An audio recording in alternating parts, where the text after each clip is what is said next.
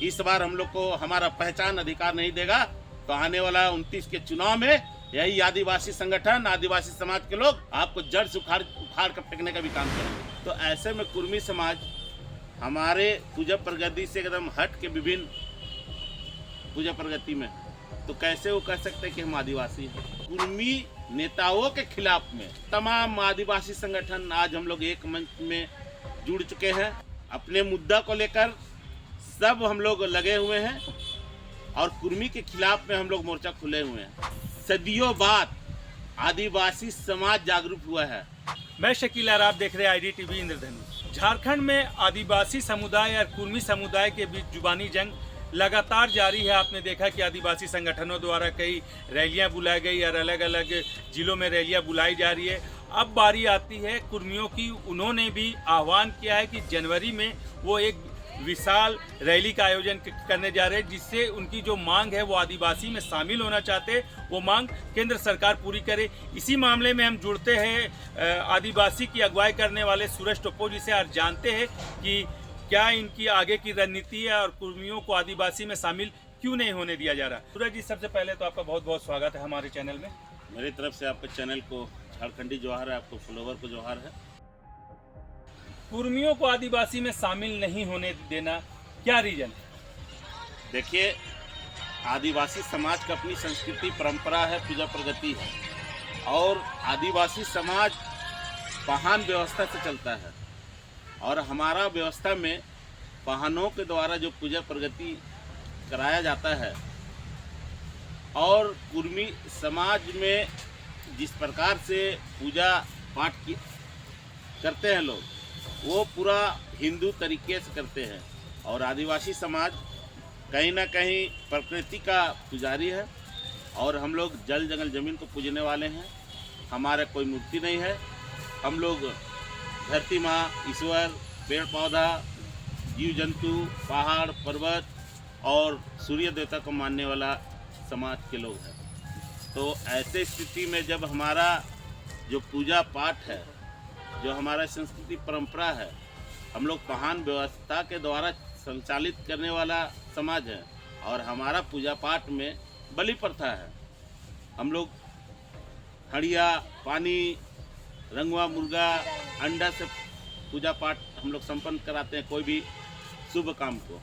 तो ऐसे में कुर्मी समाज हमारे पूजा प्रगति से एकदम हट के विभिन्न पूजा प्रगति में है, तो कैसे वो कह सकते हैं कि हम आदिवासी हैं। और जिस मांग को लेकर वो लोग रेल टेका डहर छका के कार्यक्रम के माध्यम से झारखंड के आदिवासी को जो जगाने का काम किया और आज देख रहे हैं कि जिस प्रकार से कुर्मी के खिलाफ में, कुर्मी समाज के खिलाफ में नहीं, कुर्मी नेताओं के खिलाफ में जो झारखंड प्रदेश में आग लगाने का काम किया, ऐसे नेताओं के खिलाफ में तमाम आदिवासी संगठन आज हम लोग एक मंच में जुड़ चुके हैं।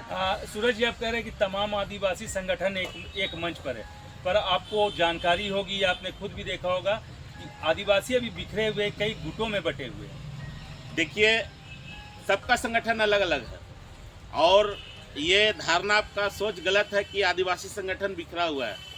ये टास्क है हम लोग का संगठन का कि अलग अलग समाज में जाकर अपने समाज को जागरूक करना, अपना हक अधिकार के बारे में बताना और एक मंच में लाना, ये हम लोग का मुहिम चल रहा है।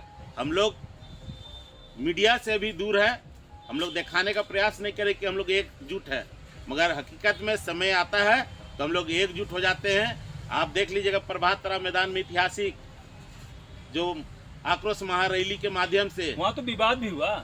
देखिए, किचन में अनेकों थाली रहता है तो आवाज़ आता है, तो उसी प्रकार अपने मुद्दा को लेकर सब हम लोग लगे हुए हैं और कुर्मी के खिलाफ में हम लोग मोर्चा खुले हुए हैं। और ऐसे बीच में छोटा सा मन भेद के कारण उसको बड़ा तुल दिया जा रहा है। ऐसे हम लोग को मंच के द्वारा कोई किसी के बारे हम लोग ये नहीं कहते, सबका सम्मान पूर्वक हुआ स्थान रखा हुआ था। कहाँ सम्मान मिला? मेरा बात सुन लीजिए, मैं आपको पूरा डिटेल बता रहे हैं। देखिए, राजधानी का कार्यक्रम में आप पूरे प्रदेश से तमाम 32-33 जनजातियों का अगुआ को बुलाते हैं, तो हमारा गार्जियन के नाते सबसे पहले मैं बाहर जिले के लोगों को इस मंच में जगह दिया गया और उस मंच से उनका बातों को हमारे जनता के बीच रखने को उन लोग को मौका दिया गया। अब वो सीट में मान लीजिए हमारे जिला 24 जिला के लोग आए हुए हैं। वो बात को छोड़ दीजिए, लेकिन उसके बाद जो आदिवासी की अगुवाई करते जो भी नेता, वो एक दूसरे पर आरोप लगा रहे कि उसने गलत किया, उसने गलत किया। देखिए, एक दूसरे में टिप्पा टिप्पणी जो कर रहे हैं उसके चलते समाज भी नाराज है। आज जिस प्रकार से सदियों बाद आदिवासी समाज जागरूक हुआ है, और देखिएगा कि ये जो जागरूक कहीं ना कहीं हमारे आज कुर्मी के खिलाफ में बढ़ चढ़ के हिस्सा हमारे युवा साथी माँ बहन अपने वेशभूषा हथियार के साथ आक्रोश महारैली में कुर्मियों के खिलाफ में निकला। तो कहीं ना कहीं अब युवा भी जग चुका है और युवा भी संघर्ष कर अपने हक अधिकार के लिए, अपने संस्कृति पूजा प्रगति आरक्षण को बचाने के लिए। ऐसे में हमारे कुछ बड़े नेता के कारण, कौन बड़ा नेता, नाम भी ले सकते हैं आप? नहीं, नाम मैं किसी को नहीं लेना चाहूँगा कि देखिए, आपस में तू में करने से अच्छा हम लोग जिस प्रकार से समस्त आदिवासी संगठन के द्वारा नाम रख के हम लोग कार्यक्रम कर रहे हैं, तो समस्त में सभी आते हैं।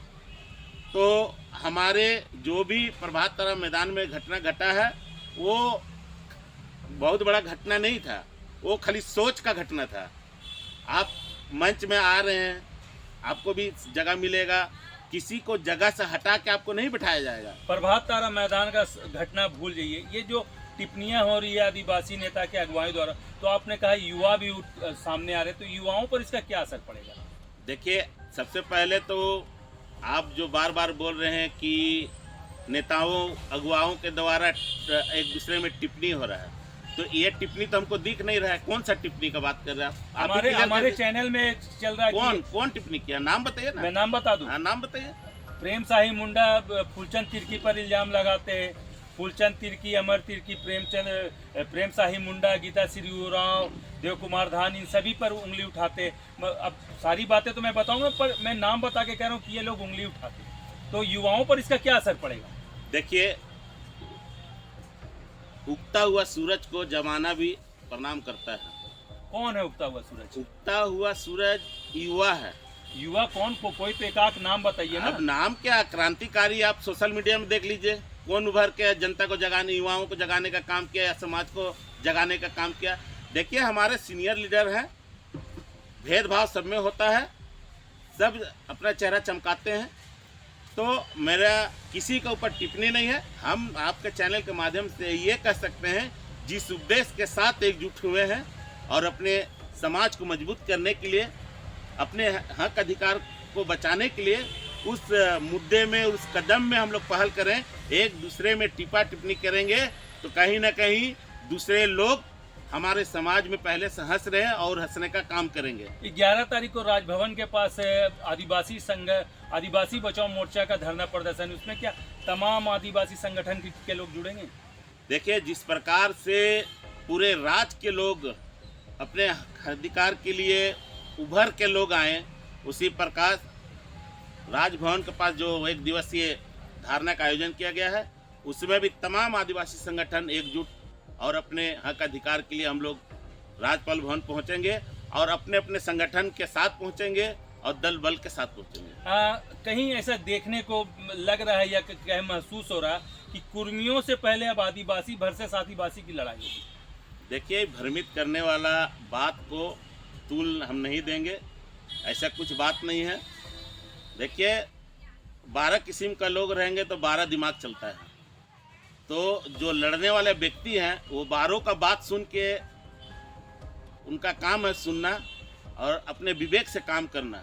हमारा लक्ष्य है कि हम अपने समाज को कैसे मजबूत करें, हम अपने हक अधिकार को लेकर राज्य सरकार, केंद्र सरकार को कैसे चेतावनी दें, कैसे जगाएं।